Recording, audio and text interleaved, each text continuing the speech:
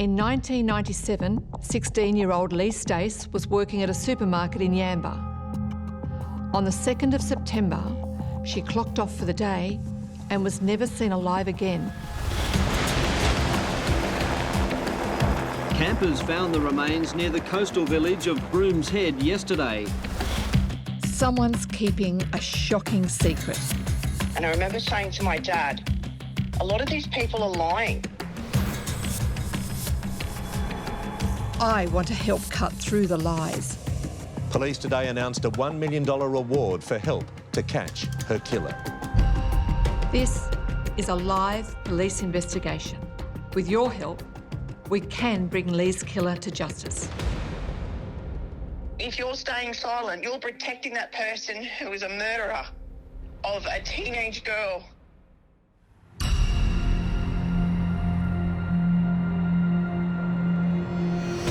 Detective Superintendent Deborah Wallace rose to the top of the New South Wales Police Force with grace, humour and an iconic sense of style.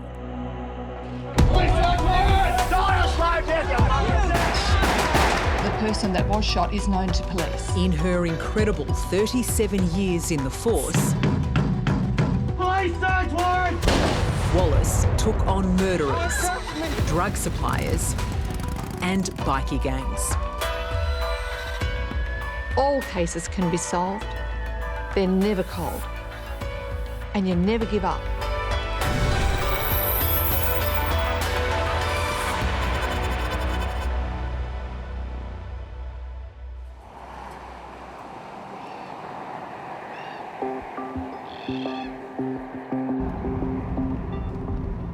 I'm driving through the beautiful Urega National Park in the Clarence Valley in far northern New South Wales.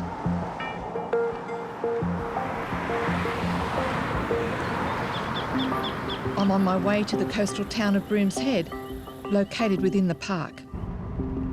It's a bit over 20 kilometres from the Pacific Highway, and there's only one road in.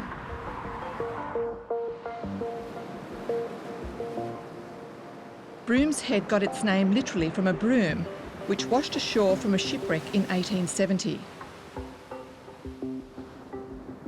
It has a population of just a few hundred people.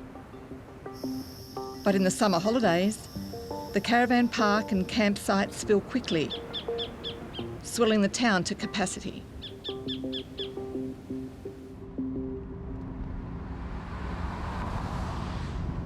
I'm here to see Peter and Robin Stace, who first came to Brooms Head for a holiday with their two daughters, Lee and Kylie, way back in the 1980s.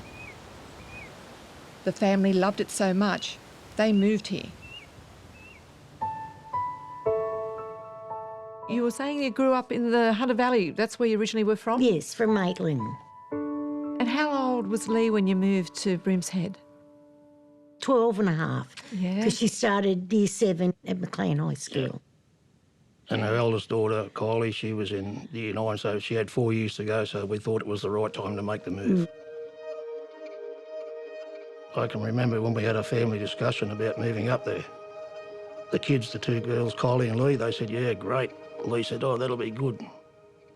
I said to her, I said, hey, you know you still got to go to school. And she said, oh, do we? Because we always went there on holidays, and she thought it was just going to be one big holiday. Did she like school? No, she hated school. Did she? Lee left Maclean High at the end of year 10 and enrolled at TAFE. But she didn't like that either. She lived for a time with her older sister Kylie, who'd moved out of the family home. 16-year-old Lee moved back in with Mum and Dad in August 1997. Around the same time, she got her first job at a supermarket in Yamba. She got a job at Bilo? Yep, at Yamba, yep. How long did she work there for? Not quite 2 weeks. Okay. She never ever received a first pay. Right. Yep. Lee never got her wages because someone murdered her before her first payday. And we're here today to hopefully tell our story about the plight of our daughter.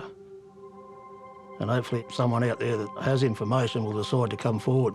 And that's what this is all about, bringing it back into light and getting someone to come forward. This is a photo of Lee with her best friend Terry in the 90s. They met in Brooms Head when they were little kids. I was 5, she was 7. Our parents were at the bowls club actually, and we bumped into each other and she knocked me over and she pulled me up, and that's how we met. And so the lifelong friendship was formed? Yes. When the Staces first moved to Brooms Head, they lived in Honeysuckle Street, just a few doors away from Terry and her family.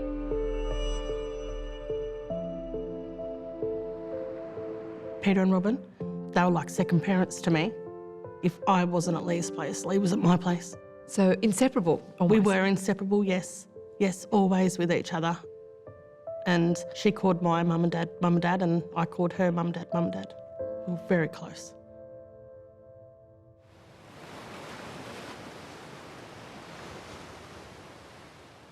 Let's go back to September 1997. There was a sort of routine that you girls had. Could you take me through that day? We always caught the bus from Brooms Head to Maclean High School, but that morning, unfortunately, Lee had a hiccup which made us late for the school bus. We did run after it in bare feet, but we missed it, so my father had to run us to school that day.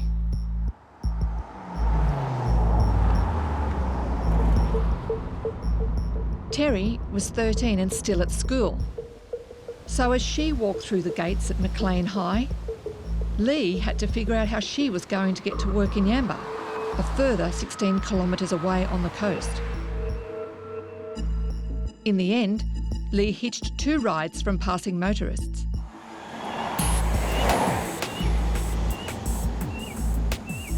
Lee arrived into Yamba in time to clock on for her shift at Bilo at 10 a.m. Hi, Tamara. I'm calling from the car park outside Coles in Yamba, which I believe used to be a Bilo supermarket. Is that right? Yes, it was. I'm talking to Tamara. She'd been friends with Lee since they were 12. And for a brief time in 1997, they worked together at Bilo in Yamba. I was working as a checkout chick. And so was Lee. Tamara, what were you doing in Yamba that day? On that day, I remember it was very busy. A lot of people around. I remember that Lee and I had made a couple of laughs together because she kept complaining about her feet. The two friends were making plans to take a holiday on the Gold Coast. We actually talked about going up to Dreamworld. There was going to be a few of us that were going to go to Dreamworld. We're all pretty excited about that. Lee started her shift before Tamara, which also meant that Lee finished her shift before Tamara. But the plan was that Lee would wait for Tamara to finish so they could get the bus home together. Before she left, she'd spoken to me and she'd said that, could she please have a smoke off me? And I said, when I get off work, I'll give her one. And then she just said, I'll go and wait out the front. And I said, all right, I'll be there soon, because I was going to be there soon. I sort of turned and I could see her walking away down the end of the mall towards the exit doors, towards where the bus stop was. And then that was the last time I seen her.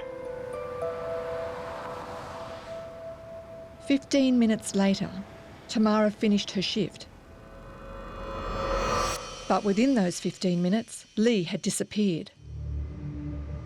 I go to give her the smoke, but she's not there. And I walk around, all around there. Tamara looked in all the shops, but couldn't find Lee anywhere. I thought, oh man, she's going to miss the bus. That's what I was thinking. Back then, if you missed the bus, you'd have to either call someone to come pick you up, or a lot of us just hitchhiked. It was quite common for us to hitchhike. With the bus about to leave, Tamara knew if she waited any longer for Lee, she would have to hitchhike home. so she decided to hop on the bus. But I still thought it was strange, even all the way home, and I kept thinking about it.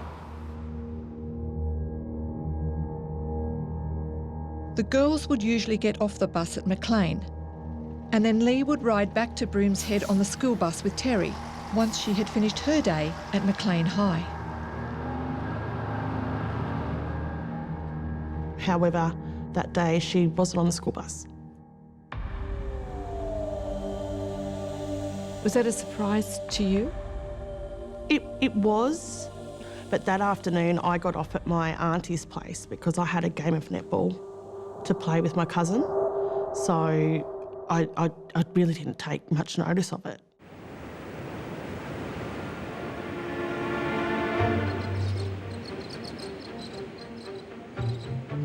What time would you have expected her home that day? 4 o'clock. 4 o'clock, Yeah. yeah. I got home from work that afternoon about 6:30. Lee wasn't home, and I said, well, where is she? Robin said, I don't know. She wasn't on the bus. She's not home, you're starting to get worried. It wasn't in Lee's nature. She was scared of the dark, and I knew that there was something wrong. Father's intuition. Peter and Robin hit the phones. They rang Terry's place, but Terry was staying overnight at her aunt's. They rang their eldest daughter, Kylie, thinking Lee might be there, but she wasn't. And knowing your daughter, this was totally out of character for her? Totally out of character. Yeah, which is why you were so worried. And then we rang the police to report. The police told Lee's parents they would come to Brooms Head the next day, which they did. And that's when the search for Lee began in earnest. Word of Lee's disappearance got around town fast. But nobody told Terry, who'd gone straight to school from her aunt's place where she'd stayed overnight. In the afternoon when school finished, Terry got back on the bus to go to Brooms Head. I got on the bus expecting to see her sitting in our seat. I didn't really take much notice of it at that point. But then we got to Golmerad Primary School, which is 10 minutes max out the road, and there was a swarm of men in suits that ripped me off the bus and asked me if I'd seen her. And I said no. And at that point, I did start to panic. I was like, what's going on? And they said, she's missing. They were detectives. They were looking to see if I knew where she was. I knew instantly that something bad had happened. I felt it in my stomach.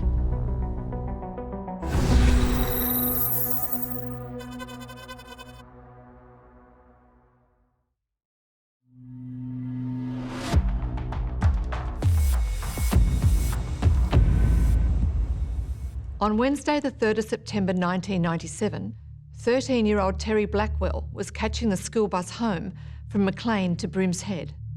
Police stopped the bus to tell her that her best friend, 16-year-old Lee Stace, was missing. Over the next few days, police pressed Terry for information because she and Lee were so close. And Lee had 2 working parents.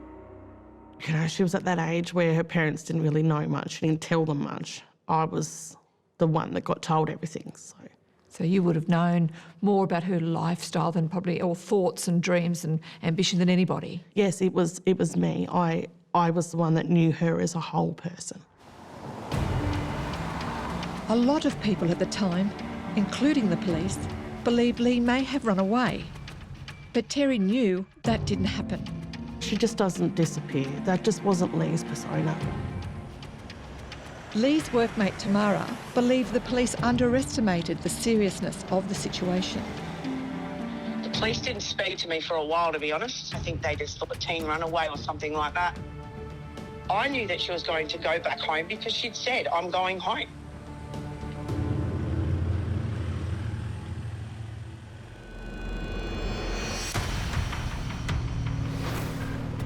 Local media got involved when a mannequin dressed as Lee was propped up at the bus stop in Yamba. where she was last seen.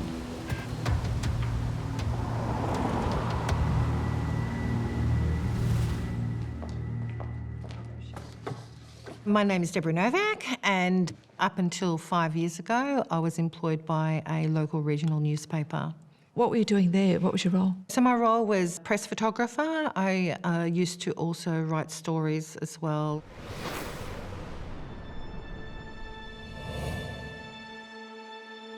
But keeping Lee Stace on the front page of the local paper was challenging. It was a pretty extraordinary time because it was when Princess Diana died. French police rushed to the accident in central Paris just after midnight. Diana, the fairy tale princess, tragically dead. Her story kept drowning out Lee's story. And even though Lee may have been our princess for the Clarence Valley, you know, in her own little town, it's very hard to compete with someone like Princess Diana when it comes to the media cycle.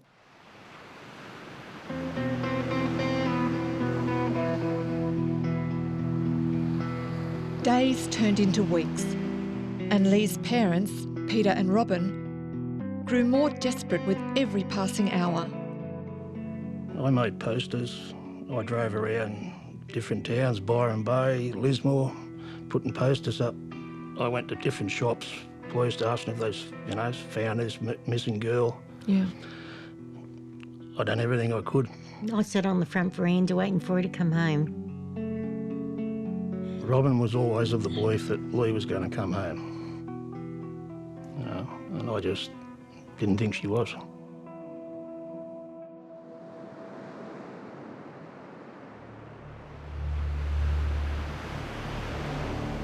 Six weeks after Lee vanished, Peter's worst fears were realised.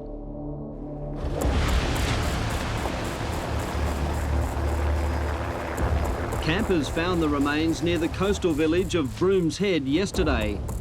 Police later sealed off the area and mounted a large-scale search. A number of personal items have been located, which are leading police to believe that maybe the remains of the missing person, Lee Ellen Stace.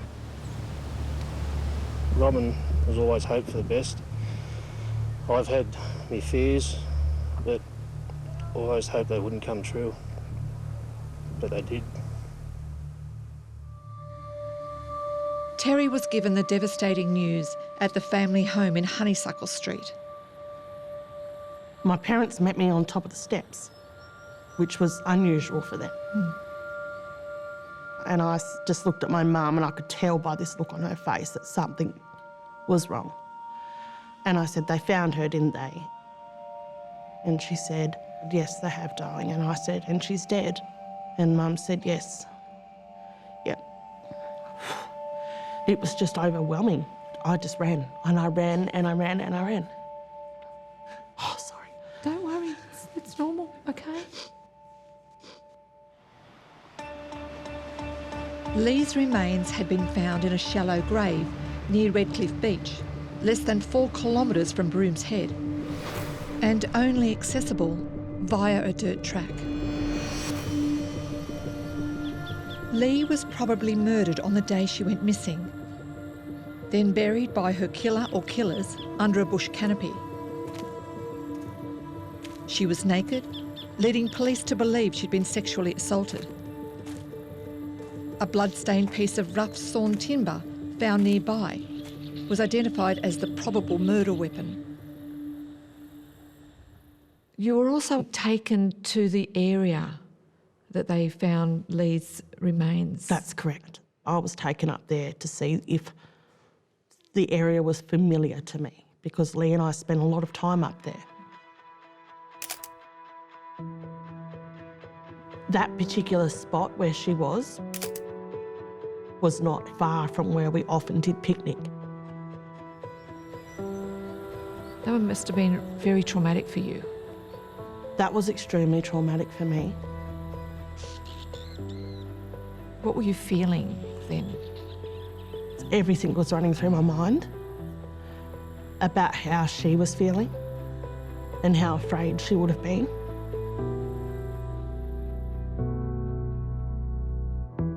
and she'd have fought back with everything she had. Everything, 100%.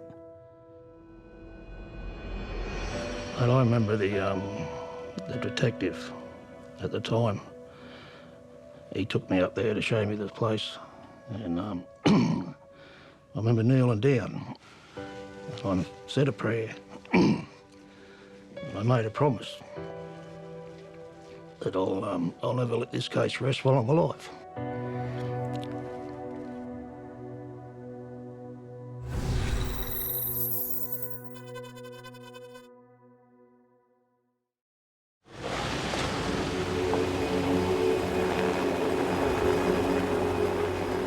Police and volunteers are searching bushland near Yamba after the discovery of human remains. Personal belongings found at the scene are believed to be those of missing 16-year-old Lee Ellen Stace.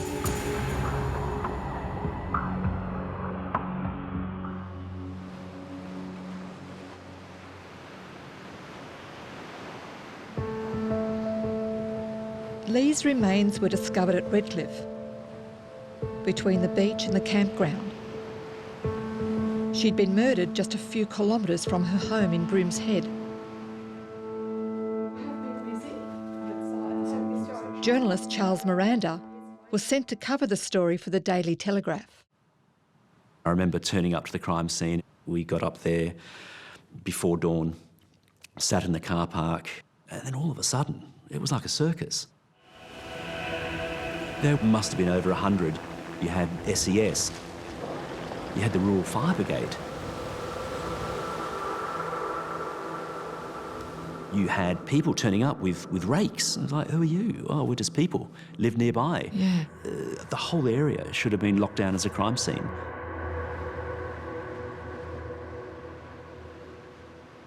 People wanted to solve this case. Of biggest concern to them was the fact that it was one of their own that potentially did this.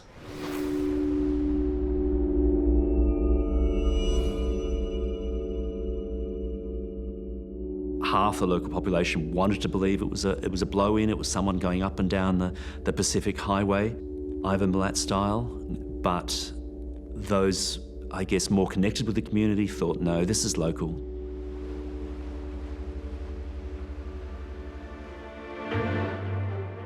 One of the first steps in the police investigation was to revisit the last verified sighting of Lee outside the supermarket in Yamba.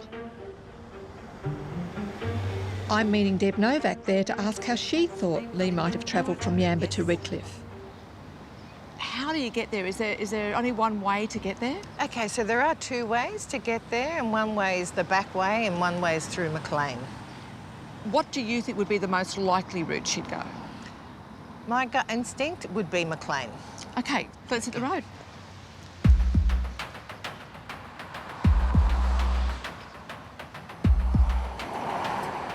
As we drive to Maclean, I'm interested to hear Deb's thoughts on who Lee might have hitched a ride with out of Yamba. Is it more likely that she got into someone's car that she actually knew, or could she have got into the car of a random stranger? What do you think? Her friends actually say that when Lee was hitchhiking, she would never ever get into a car with a stranger. She would only ever get into a car with somebody that she knew. And they were very adamant about that. In the early days of the investigation, police were swamped with information about Lee's movements once she left Yamba. So a lot of people rang up, I think, and there was a lot of reported sightings at the time. Do you know how many sightings were actually reported? So I think unofficially there were 27 sightings. That's a lot of sightings. But the reason Deb Novak is so adamant that Lee went via Maclean is that she knows of at least 6 credible sightings in Maclean on the day that Lee disappeared.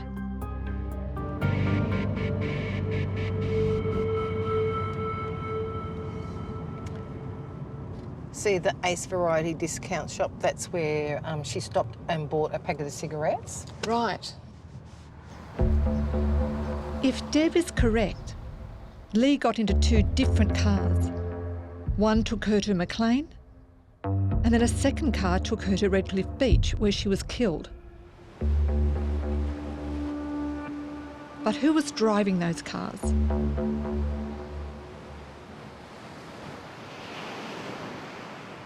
Lee's friend Tamara says there was a lot of misinformation swirling about. I actually heard a lot of different rumours. But the thing is that a lot of it didn't even make sense. And I remember saying to my dad, a lot of these people are lying.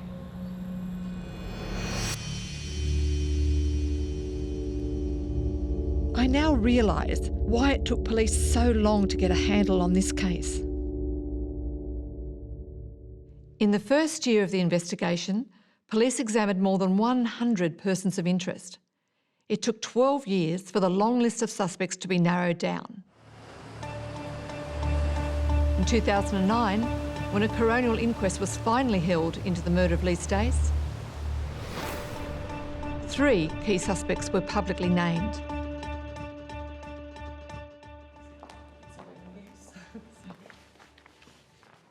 The first one was Gregory John Davis. Yes. Can you tell me what you know of him? Yes, so he was known as Dowie in our local town. In 1997, Greg Davis also lived in Brooms Head.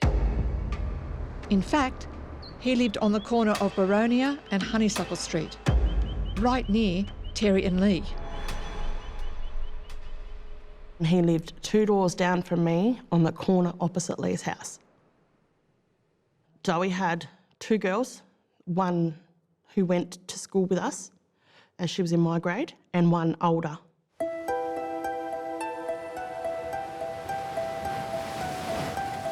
Lee's remains were found at Redcliffe on October 17, 1997. Greg Davis inserted himself into the police investigation at the crime scene just a few days later.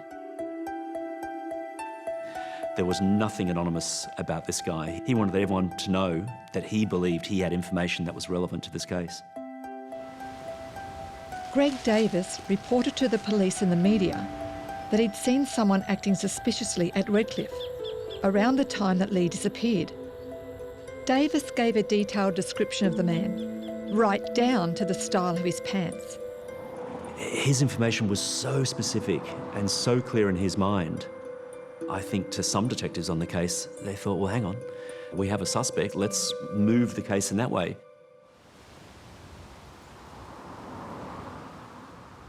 The information supplied by Greg Davis was discounted. But then suspicions were raised about him as a person of interest. The police concentrated and focused a lot of their time on him, and he denied it. The coroner noted in his report that Greg Davis often visited Redcliffe, where Lee was murdered. The coroner alluded to evidence that Davis may have had scratches on his face the weekend after Lee disappeared. A couple of times he's approached me and he said, oh, the cops are trying to blame me for your daughter's murder and I've had nothing to do with it, I wasn't even up there and didn't have the car that day.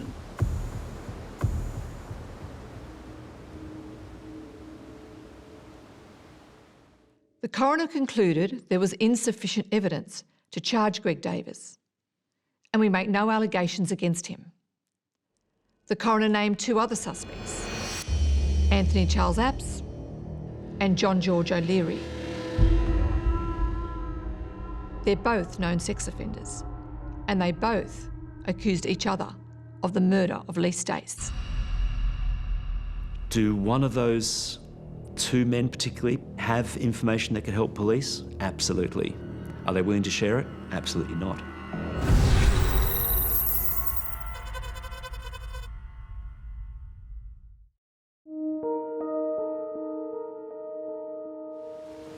Lee hitchhiked home along this road a couple of times in the weeks leading up to her murder.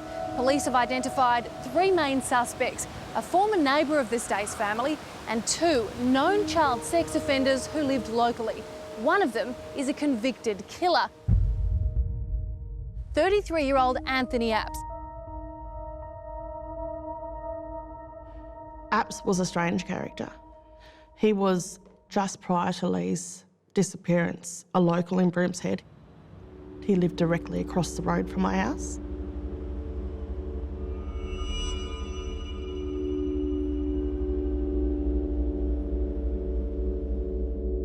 He wasn't that old. He was in his early 20s, from memory. Bright curly red hair. He'd pass us saying hello one day and then threaten to kill you the next. So, very strange. Extremely strange person.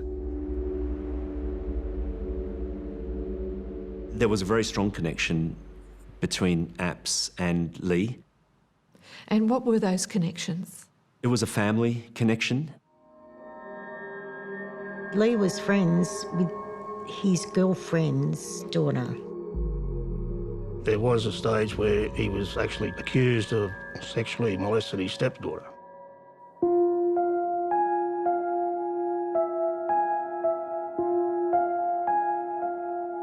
Anthony Apps was formally interviewed by police 8 days after Lee Stace's remains were discovered.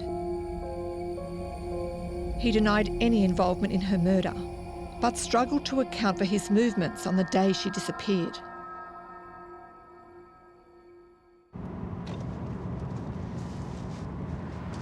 So where to next? So we're off to Jubilee Street. When I caught up with Deb Novak, she took me to a residential street in Maclean, where a witness reported some very unusual behaviour on the day of Lee's disappearance. So Deb, here we are on Jubilee Street. What thing of significance happened here? Okay, one of the witnesses saw Lee Ellen being dragged into a car by one of the prime suspects, being Anthony Apps.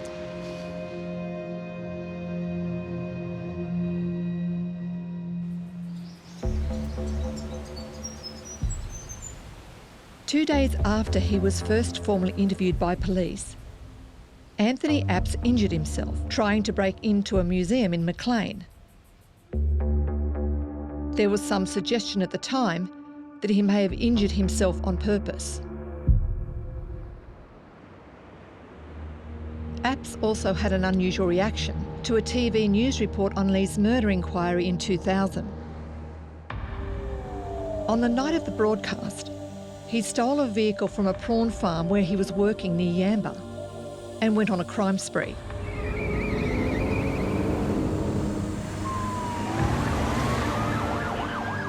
Apps was arrested, charged and jailed over these offences. But in 2003, when he was released back into the community, he killed a man. Apps was arrested and charged for shooting 42-year-old Christopher Lamb in the head at this farmhouse near Maclean.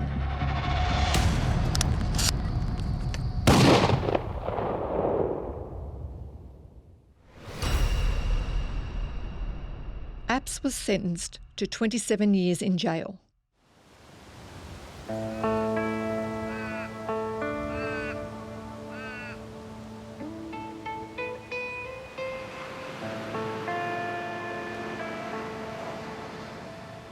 I've learned that he was recently paroled. Apps continues to deny any involvement in Lee Stace's murder. Instead, he is accused an associate, John George O'Leary, of killing 16-year-old Lee. I never met O'Leary. I'd never even heard of the man until he was mentioned to me by detectives. However, since then, I have painted a picture of him myself, yes. And what does that picture look like? He's an animal.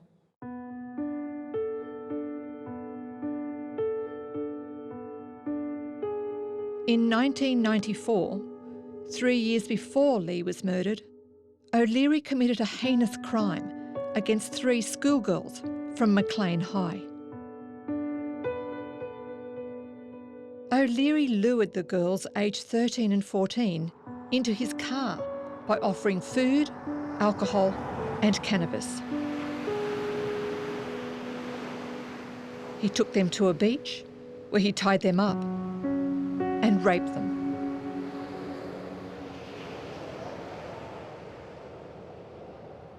O'Leary, he was friends with Apps.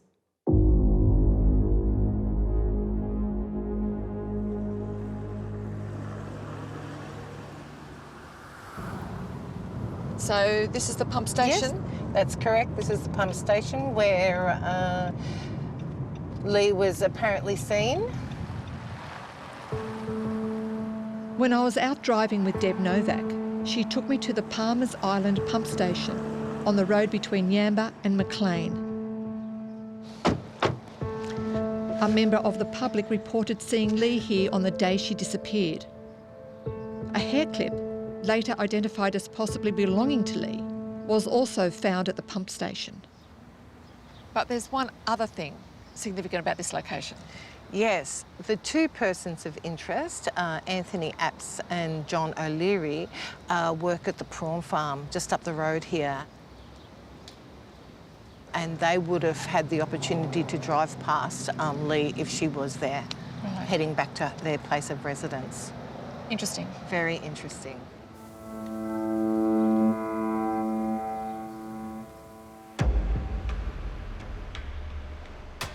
O'Leary was unable to confirm an alibi for September 2, 1997, the day Lee disappeared. He was still on bail for the rape charges, and his bail conditions required him to sign in at Sydney's Mount Druitt police station 3 times a week. There is no record of O'Leary signing in on September 3, the day after Lee's disappearance. So that put him in the frame, maybe an accomplice, certainly a suspect. Did Apps involve O'Leary in a joint enterprise to kill Lee? Police began to focus their inquiries on this theory. Lee was a casual user of cannabis. Apps was a known user, and so was O'Leary. And it could have been related to drugs. You know, did she find something out? Did she threaten to go to police with information she had? It could have been something as remote as a throwaway remark she made and someone said, well, I need to shut this down. So there are a lot of theories that she had inside knowledge which someone didn't want to get out.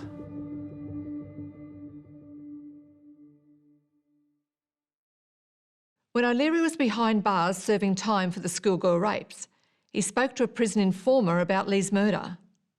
He said this to the informer: "Mate, I was with Apps.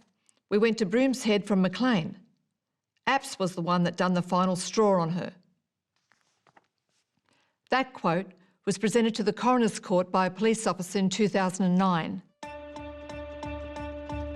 So, O'Leary accused Apps of landing the final blows that killed Lee Stace. However, we understand Anthony Apps spoke to another prison informer and accused O'Leary of killing Lee.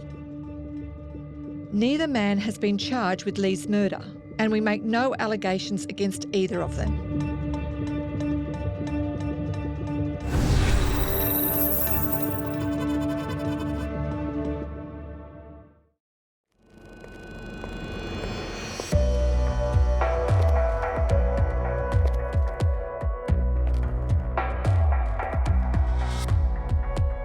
I've had a good look at the circumstances surrounding the 1997 murder of 16-year-old Lee Stace in northern New South Wales.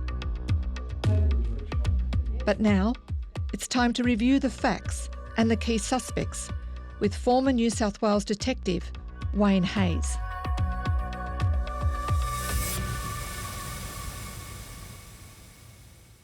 Is there anything that particularly strikes you about this case? Yeah, there's quite a few things. The first is that, in my view, it's probably started as an opportunistic sexual assault. It's hard to prove a definitive case of sexual assault because Lee's remains were found in an advanced state of decomposition 6 weeks after her murder. But the fact that she's naked and the clothing's left there, basically, is indicative of a sexual assault. The nature of the crime scene itself with a piece of wood used to probably kill her, The fact that it's a shallow grave, the fact it is so close to a home, etc., indicates to me that it's an unplanned or disorganised offender. It has all the bearings of somebody she knew, somebody that was very local to her.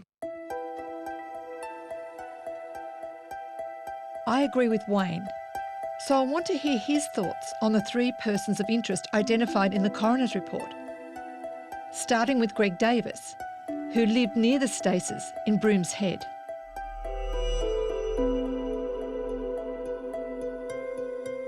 He had local knowledge of the area because obviously he's just very close to the area. And he may have also had scratches on his face shortly after she was disappeared. And that's never been properly explained. The next person of interest is Anthony Apps.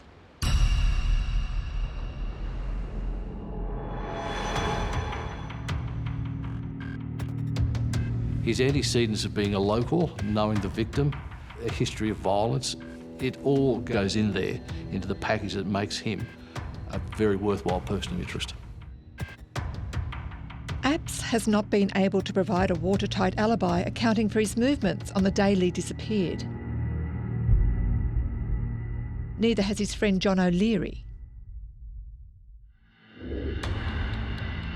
On the day after Lee went missing, O'Leary failed to satisfy his bail conditions by not signing in at a Sydney police station.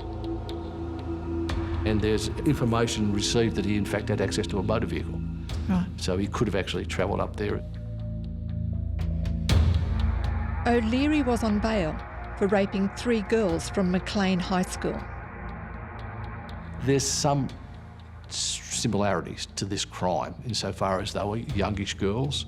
They were picked up by O'Leary, coerced with alcohol and drugs. That similarity in some ways to the offence, as an investigator, I would take a lot of notice of.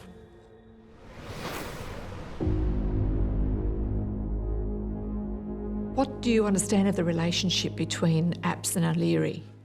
They originally denied knowing each other, but as the inquiry progressed, it became very clear that certainly associates from working at a prawn farm together, some drinking, socialising together, I'd raise it to a fairly high level of association, yep. Police don't believe they have enough evidence to charge Apps or O'Leary. But that's not to say they're the only persons of interest.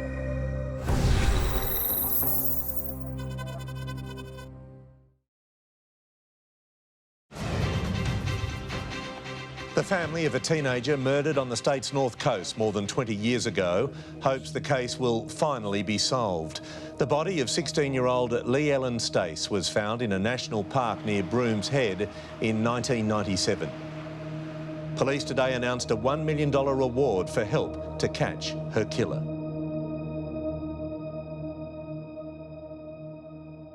What does your team do to breathe life into a case like this? We review it and we assess all the information. We go back to the original investigation.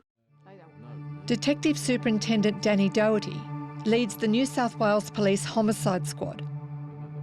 He wants everyone watching to know there's $1 million sitting on the table right now to help solve this case. As part of the reinvestigation, police are re-examining all the physical evidence gathered in 1997, with a particular focus on the crime scene. What was located at this crime scene that you think may be able to help your investigation? There's another items that belong to Lee. It's been identified by the family. There was also a piece of timber that was located that had blood and other matter on it. We'll be re-examining that item, and that's with the hope of trying to find a profile. While we were working on this show, another potential suspect came to our attention. He was a person of interest early in the police investigation. This information has been passed on to New South Wales Police. It is our hope that more people will come forward if they have any information about Lee's murder.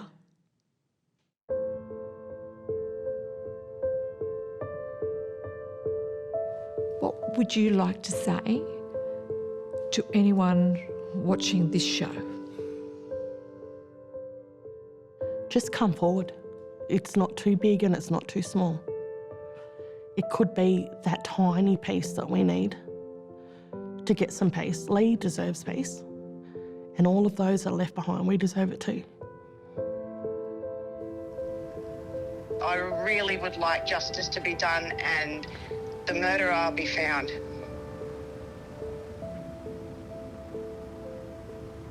If you're staying silent, you're protecting that person.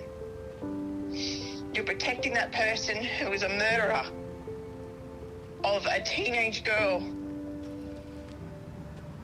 Someone's daughter, someone's niece, someone's friend. It still hurts. It still breaks hearts. Because we all miss her.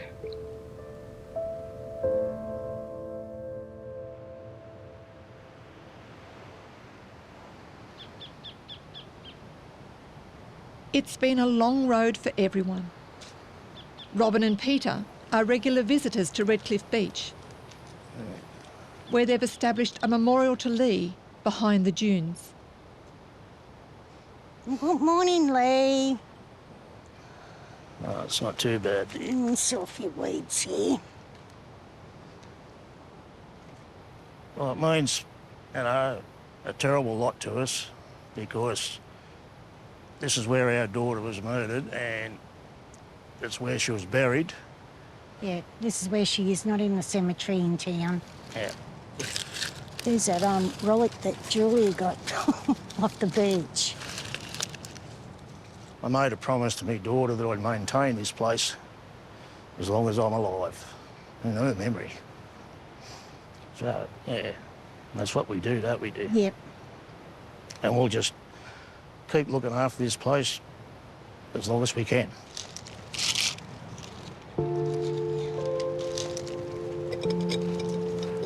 Lee's murder has had a massive impact on the Stace family. Lee's older sister, Kylie, made a life-changing decision not to have children. After seeing what Mum and Dad went through, and herself, she said, no, I just can't do it. I can't have kids. So, And she's still firm to that even today? Yeah. and you've got to respect that, you know, as much as it hurts. There have been so many lives devastated by the murder of Lee Stace. If you know something that might help bring her killer to justice, please share it with police. And a lot of people are praying for a positive outcome, you know, and hopefully this might jerk someone's conscience to do the right thing. Bye-bye, Lily. See you next time, mate. Love you.